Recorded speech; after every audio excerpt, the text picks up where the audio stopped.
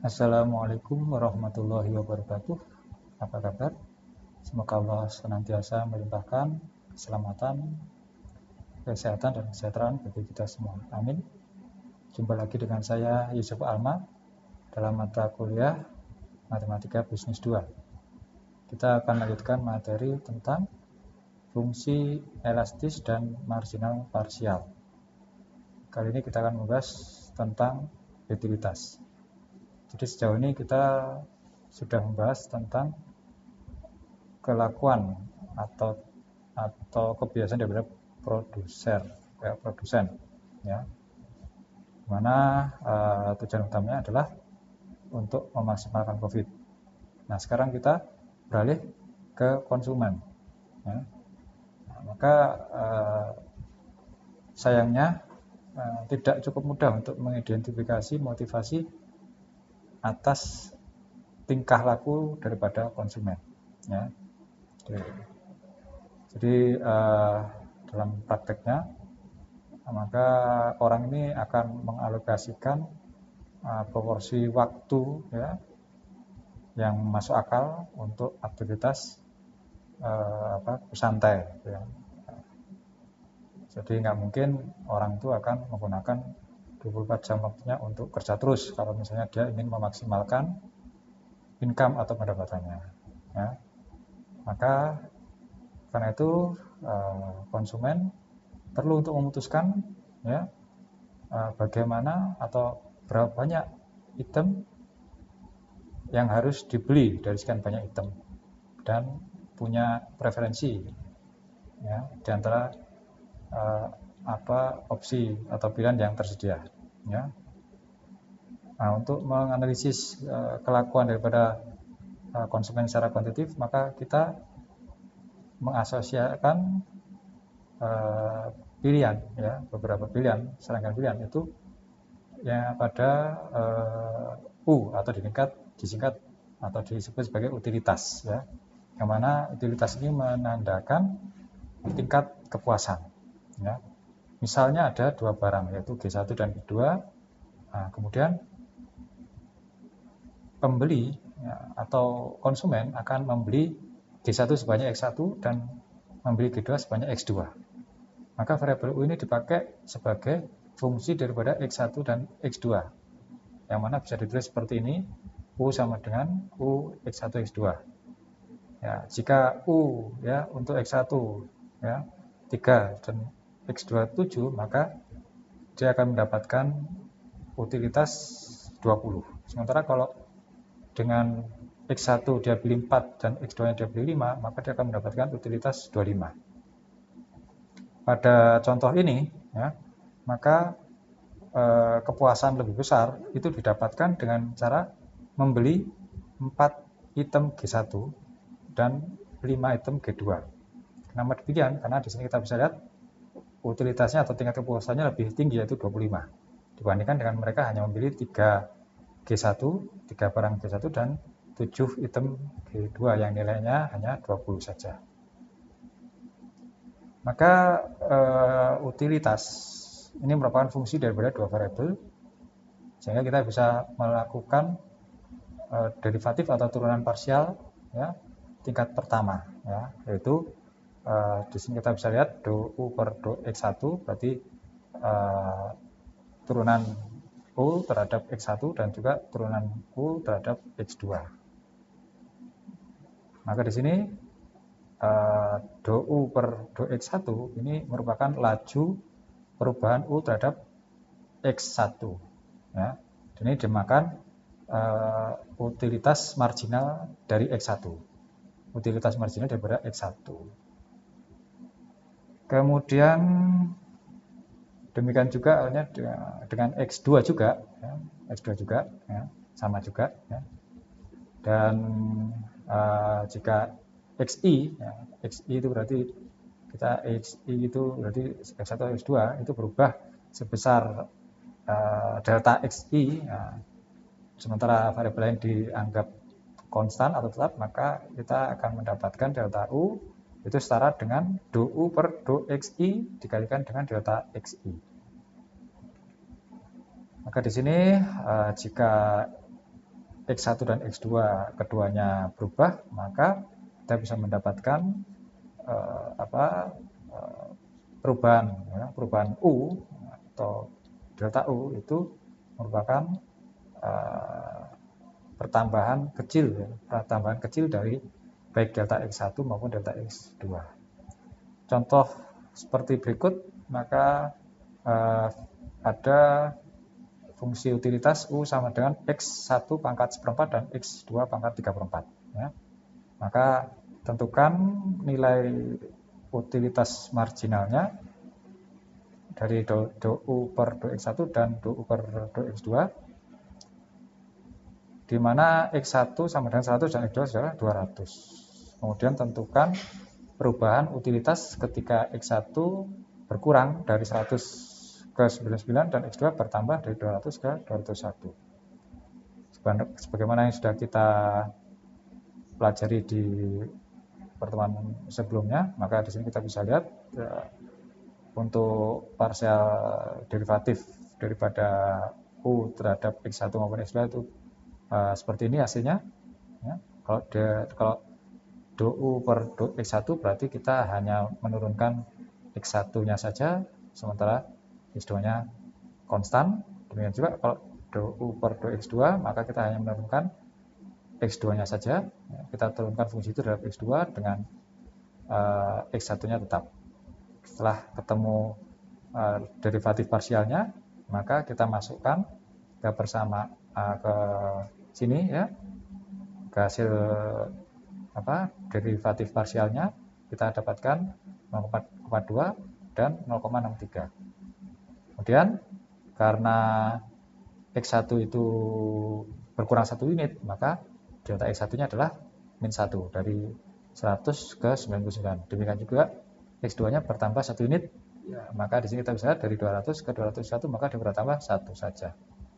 Maka di sini kita bisa menghitung delta U, ya, atau perubahan utilitas itu sebesar dou per dou X1 yaitu ini 0,42 dan kalikan dengan delta X1-nya yaitu min 1 ditambahkan dengan dou per dou X2 yaitu ini 0,63 dikalikan dengan delta X2-nya yaitu 1.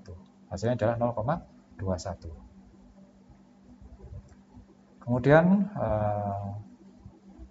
di sini kita bisa perhatikan bahwa untuk persamaan ini tadi yaitu U sama dengan X seperempat, X1 pangkat seperempat dan X2 pangkat 3/4. Di sini kita bisa lihat hasilnya keduanya adalah negatif, ya, hasilnya adalah negatif. Kalau ini adalah turunan keduanya, maaf ya. Ini jadi ketika turunan parsial terhadap X1-nya diturunkan lagi terhadap X1, maka kita akan mendapatkan hasil negatif. Demikian juga turunan parsial untuk X2-nya kita turunkan lagi terhadap X2-nya, maka kita juga mendapatkan hasil negatif. Ya. Oke, maka adanya fakta ini yaitu nilai negatif ini menandakan bahwa utilitas marginal dari X1 itu akan berkurang, ya, berkurang ketika X2-nya bertambah. Dengan kata lain, konsumsi dari barang G1 itu akan bertambah, ya. Sementara ketika dibeli dan setiap pertambahan dari barang G1 itu akan mengurangi utilitas dari item yang lain, seperti itu, ya. Demikian juga dengan G2. Maka ini dinamakan law of diminishing marginal utility atau hukum hilangnya utilitas marginal. Ya. Oke, kita lihat penjelasan yang lain, ya. Maka kita tahu bahwa jika fungsi dua variabel ini cukup tidak mudah untuk digambarkan sebagai bentuk 3 dimensi, ya, seperti itu, ya. Oke. Maka karena ketidakmudahan ini, maka dicarilah cara, ya, di mana ditemukanlah cara untuk menggambarkannya dengan peta kontur 2 dimensi, di mana kontur ini adalah kurva yang menghubungkan semua titik yang ketinggiannya sama pada di atas ketinggian laut tertentu. Jadi nanti jika ada misalnya ketinggian 50 meter di atas laut dengan ada lagi ketinggian lain yang 50 meter di atas laut, maka itu akan dihubungkan, akan terhubung ya. Nah, demikian juga dengan fungsi utilitas, maka bukan contour map yang kita pakai, tapi ini adalah indifference map ya. Nah, indifference map yang mana dia terdiri dari indifference curve yang menghubungkan titik X1 dan X2 yang memberikan nilai utilitas yang sama. Nah, secara matematis maka UX1 X2 U yang merupakan fungsi X1 dan X2 itu sama dengan U0, yang mana ini kalau digambarkan seperti di bawah ini ya. Oke. Kita bisa lihat bahwa titik A dan B itu terletak pada U yang sama, yaitu 20 ya, di bagian bawah ya, di bagian bawah daripada kurva indifference ya. Kita bisa lihat di sini titik A itu merupakan titik perpotongan dari pembelian barang A2 ya dan barang A1. Dimana di sini kita membeli A1-nya lebih sedikit dan A2-nya lebih banyak kan gitu kan. Oke. Demikian juga titik B. Titik B ini perpotongan daripada pembelian barang B1 yang lebih banyak dibandingkan barang B2 yang lebih sedikit dibandingkan barang B2. Ya. Oke, kemudian tapi meskipun demikian kita lihat bahwa titik A dan titik B ini terletak pada garis yang sama ya. Terletak pada garis yang sama. Maka kombinasi daripada ini ya, kombinasi A dan B inilah yang akan menghasilkan menghasilkan tingkat kepuasan yang sama, di mana di sini orang akan indifferent ya. Indifferent itu mungkin bingung ya. Indifferent untuk menentukan apakah dia akan memilih barang lebih banyak dari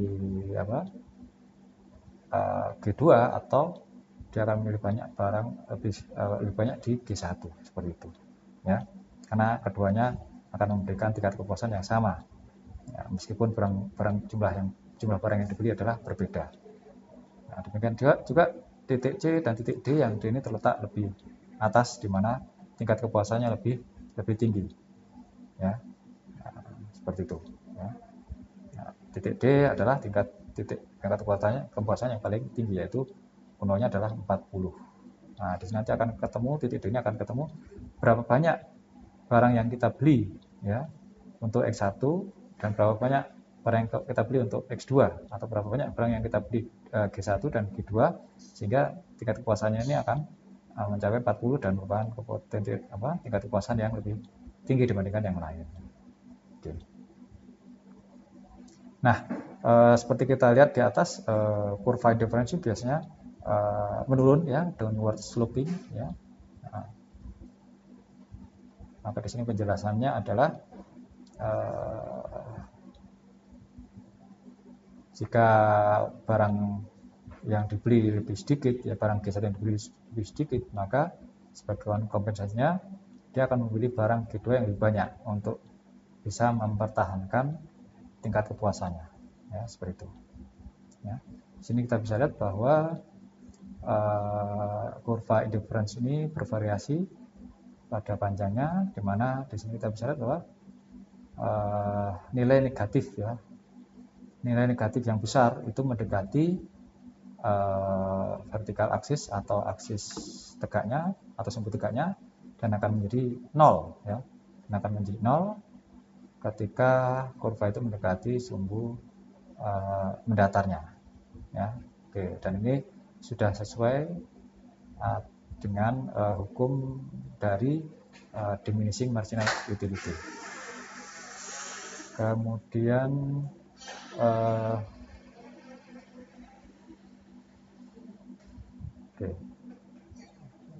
kemudian di sini ada juga istilah marginal rate of commodity substitution atau laju marginal substitusi komoditas atau disingkat dengan MRCS. Ya. MRCS ini merupakan fenomena dari ini tadi ya, yang mana antara titik A dan titik B, nah, seperti itu ya, itu mana yang mau kita ambil, titik A atau di titik B, meskipun keduanya akan kita mendapatkan tingkat kepuasan yang sama. MRCS ini didefinisikan sebagai pertambahan X2 ya. Pertambahan X2 yang cukup untuk mempertahankan nilai utilitas secara konstan ketika X1 dikurangi sebesar 1 unit ya. Jadi untuk mempertahankan tingkat kepuasan yang sama, berapa banyak X1 yang harus di sini adalah X2 yang harus kita tambah ketika kita harus pada saat bersamaan kita harus mengurangi X1 seperti itu ya. Di sini ada di 5. Nah, di sini adalah indifference curve-nya. Jadi di sini ada titik F dan titik E, di mana di sini kita adalah ketika berkurang 1 ya. Ketika berkurang 1 di sini berarti untuk X1 ya benar ya. Satu ini berarti untuk X1 ya. Jadi pengurangan X1 ya ketika berkurang 1 unit. Ya, maka ini berapa tingginya? Nah, nggak harus 1, ini bisa 5 atau berapapun ini bisa ya. Seperti itu. Jadi ketika X1 nya dia dikurangi 1, maka berapa banyak X2 yang bisa dia beli untuk tingkat kepuasan yang sama. Ya, seperti itu. Maka di sini kita mendapatkan rumus MRCS adalah minus dari minus dx2 per dx1, di mana derivatif yaitu dx2 per dx1 ini menentukan kemiringan atau slope dari kurva indifference ketika x1 diplotkan terhadap sumbu mendatar dan x2 diplotkan terhadap sumbu tegaknya ya, dan ini bernilai negatif ya, Oke. Jadi negatif biasanya bermakna dalam turunan itu berarti apa? Berarti ada penurunan di sana dalam diferensiasi ya. Baik. Oke, di sini nah. Oke, jadi kalau misalnya fungsi utilitas tadi yaitu U ya, kemudian X1 X2 ya, atau fungsi U merupakan fungsi daripada X1 X2, itu kemudian ada nilai tetap U0 ya, maka di sini kita bisa tentukan bahwa dx2 per dx1-nya, nah ini sebenarnya diambil dari persamaan diferensiasi implisit yang sudah kita bahas sebelumnya juga. Maka dx2 per dx1 sama dengan min dou per dx1 dibagi dou per dx2, sehingga MRCS atau marginal MRCS yaitu marginal rate of commodity substitution ya, maka itu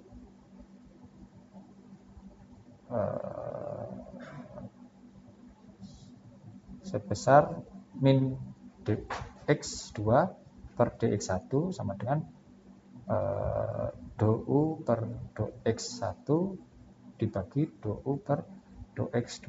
Perhatikan di sini tanda minus di sini ya, ketika ini merupakan kebalikan ya. Jadi dx2-nya di atas, ganti di sini dia dou per dx2-nya di bawah ya. Oke, contohnya adalah ini fungsi utilitas U sama dengan X pangkat setengah dan X2 pangkat setengah, jadi sama dengan pangkat setengah ya. Oke. Nah, kita diminta untuk mencari MRCS dari X1 dan X2-nya, kemudian hitung nilai MRCS pada kurva indifference yang melewati 300 atau 300 500. Artinya beli 300 X1 dan 500 X2. Kemudian perkirakan pertambahan X2 yang diperlukan untuk mempertahankan tingkat utilitas ketika X1-nya berkurang 3 buah. Sekarang kita bisa lihat solusinya adalah seperti ini. Kita sudah tahu bagaimana menurunkan daripada secara parsial, ya. Fungsi ini diturunkan secara parsial, hasilnya adalah ini, ya. Kemudian dengan menggunakan hasil ini, MRCS-nya berapa? MRCS-nya adalah DOU per DOX1, yaitu DOU per DOX1 berarti ini kan, ya, dibagi dengan DOU per DOX2. Maka kita bisa dapatkan seperti ini. Ini adalah rumus bantuan bahwasanya kalau suatu bilangan konstan tapi dengan pangkat berbeda, kok itu dibagi, maka kita tinggal mengurangkan atau mencari selisih daripada pangkatnya. Demikian juga kalau pangkat 1 berarti dia adalah bilangan itu sendiri, tapi kalau pangkat min 1 maka dia adalah kebalikan, ya, kebalikan. Oke, di titik 300,500 maka berapa MRCS-nya? Maka di sini X2 dibagi X1, maka dia adalah 5/3, ya, sehingga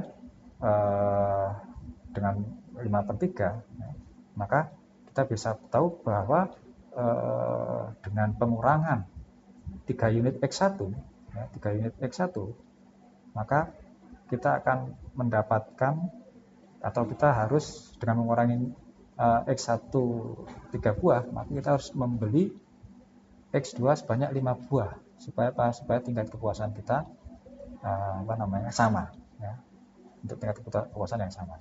Dan kita bisa mengecek atau memeriksa akurasi daripada pendekatan ini dengan mengevaluasi hasilnya. Jadi U misalnya 300 sama 500, ya, ini 300 dengan misalnya kalau tadi kan di sini kan kita harus mengurangi X1 3 unit, maka 300 dikurangi 3 berarti 297, dan X2 ditambahkan 5 unit berarti 500 tambah 5 berarti 505. Nah, kita bisa periksa bahwa nilainya hampir sama.